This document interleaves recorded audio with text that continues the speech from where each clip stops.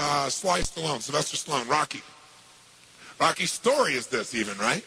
But Sly's is too. Sly's a good friend of mine. And when I first met him years ago, he was listening to my tapes and stuff, and he invited me over for dinner. We started talking. And I said, you know, I've heard your story from other people, but I really love to hear it from the horse's mouth. I don't know how much is mythology, you know, urban myth, and how much is true. So he told me his whole story. He said the essence of it, though, was he said he knew his whole life what he wanted to do since he was very, very young. He wanted to be in the movie business, period. I mean, not just TV, movies. And he said why was, for him, it was a chance to have people not only escape, but to inspire people. And by the way, that drive is what made most of his movies, inspire people to what they're capable of, to overcome unbelievable obstacles, because in his own life, he felt like he did that. When he was born, he was pulled out by the forceps. That's why he looked the way he did. That's why he talked the way he did. And he said, so I really want to do that. And he said, I knew why I want to do it, and I wasn't willing to settle for anything else. And he said, what happened was, I went out to try and get jobs, and it's not like I went, hey, Adrian, they went, you're a star. It didn't work out real well. They looked at me and said, hey, you're stupid looking. Do something else. You know, what is it talking like this? There's no place for you in that stuff. You're never going to be a star in the movies. You're insane. No one's going to want to listen to somebody who looks dopey and talks out of the side of their mouth, right? And he got no after no after no after no. He said, I was thrown out more than 1,500 times at agents' offices in New York. I said, there aren't 1,500 agents in New York. He said, I know. I've been to them 5, 6, 7, 8, 9 times. He said, I remember one guy went in there, and I got in there at 4 o'clock, and he wouldn't see me, so I stayed there, and I would not leave. And I stayed overnight. They came back the next morning. I was still sitting there. He said, that's how I got my first job. The guy said, fine, come in here. And he sat down, and he went through this, and he gave me my first movie. I said, oh, really? I thought Rocky was your first movie. He said, no, this other movie, I'd never heard of it. He said, I said, well, what character did you play? He said, well, I was in it for about 20 seconds. I was a thug that somebody beat up. He said, because they made me feel like, you know, people hate your guts. You getting beat up will be a good thing. And he did like 3 movies like that. Never got anything. Kept going out. Rejection, rejection, rejection. So finally he realized it wasn't working. So he changed his approach. He said, I was starving, by the way. He said, I couldn't pay for even to have heat in my apartment. My wife was screaming at me every day to go get a job. I said, well, why didn't you? He said, because I knew that if I got a job, he said, I'd get seduced back and I'd lose my hunger. He said, I knew that the only way I could do this is if it was the only choice, if I burned all other bridges. Because if I did a normal job, pretty soon I'd be caught up in that rhythm and that stuff, and I'd feel okay about my life, and I feel like my dream would just gradually disappear. He said, I wanted to keep that hunger. That hunger was the only thing I thought was my advantage. He said, my wife didn't understand that at all. He said, we'd have these vicious fights, and he said it was freezing. So I was broke, we had no money, and he said, so I finally went to the public library one day because it was warm. He said, I didn't want to read anything. He says, I went in, New York Public Library. He said, I was hanging out there, and I sat down in this chair, and somebody left a book there. And he said, I looked down at this book, and it was the poems of Edgar Allan, stories of Edgar Allan Poe. And he said, so I started reading it. He said, I got totally into Edgar Allan Poe. And he said, I know everything about it. He goes on for another 20 minutes telling me about Edgar Allan Poe. He knows everything, how he died, what it was about, what really happened.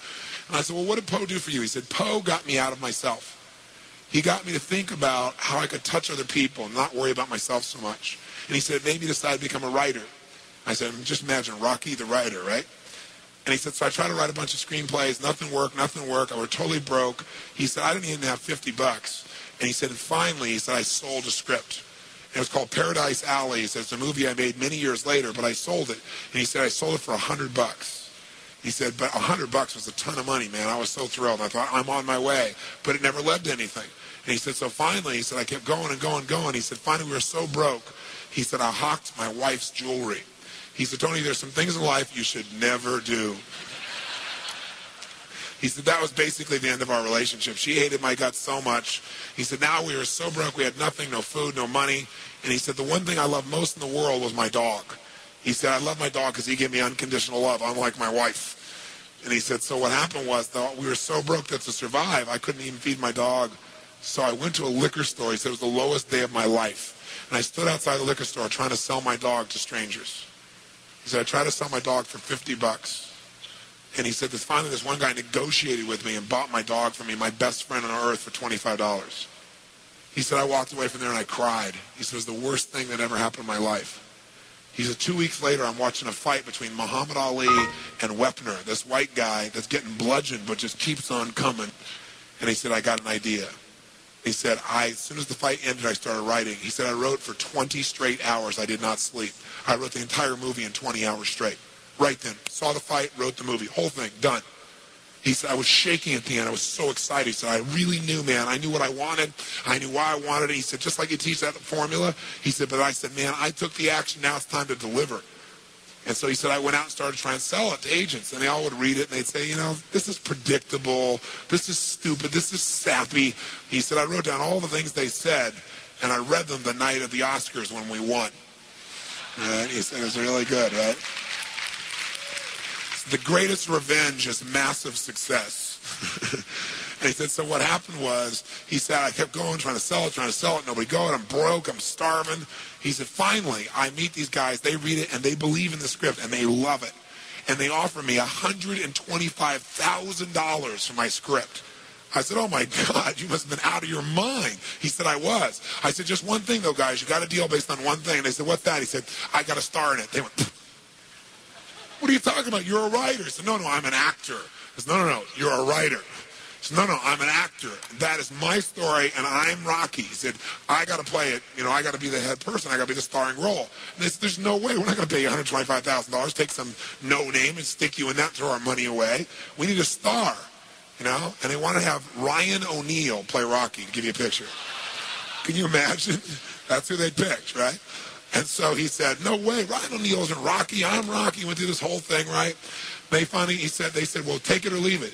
He said, I left the room. I said, if that's what you believe, you don't get my script. And he left. Here's a man with no money, none, totally broke, offered $125,000 more money than he'd seen in his lifetime. And he walked away because he knew his real what? Knew his real what? And why he wanted it. He was committed to it. So he said they called him a few weeks later, and they came and brought him back, and they offered him $250,000, not the star in his own movie. He turned it down, $250,000. They came back, their final offer was $325,000. They wanted this thing. He said, not without me, and they said no. They finally compromised, and they gave him $35,000 and points in the movie, because they said, if this is going to happen, then you're going to take the risk with us. And the bottom line is we don't think it'll work, but at least we won't spend a bunch of money on you. And then they only spent $1 million to make Rocky, and it grossed $200 million at the time. I mean, it was done pretty well. But what's interesting about this is, I said, what'd you do? I mean, even $35,000, it's not $250,000. That's a lot of money when you don't have $25. I said, what's the first thing you did? I figured you went out and partied or something. He said, I went to that liquor store for 3 straight days and hoped that the man who had my dog frequented the store. He said, because I want to buy back my dog. I thought that was so cool, right? That was really cool. I said, what happened? He said, third day I was there, this guy walks by, and I see him, and I can't believe it, and there's my dog. And I looked at him, and I said, sir, remember me? And he said, it had been about a month and a half by the time this had all come about. And he said, remember me? You know, I'm the guy that sold you the dog. I goes, yeah, I love the dog. He said, look, he said, I was so broke, I was starving. He's my best friend. I'm sure you love him too, but I got to have him black. Please, I beg of you. He said, I'll pay you $100 for the dog. I know you paid me $25, but I'll give you $100. And the man said, absolutely not. No way. It's my dog now. You can't buy him back, right? And Sly said, you know, Tony, you know, he said, know your outcome? I said, yeah. He said, I knew it. And he said, I kept changing my approach. So I went, $500 for the dog. The guy said, absolutely no way. He said, $1,000 for my dog. The guy said, no amount of money on earth is ever going to get this dog for you. I said, what'd you do? He said, I knew my outcome, right? Because he listened to tapes, kept to him. He said, I said, I'd take massive action. He said, I got my dog. I just kept changing my approach, so I got it. I said, what it cost you? $15,000 and a part in Rocky. The guy's in Rocky.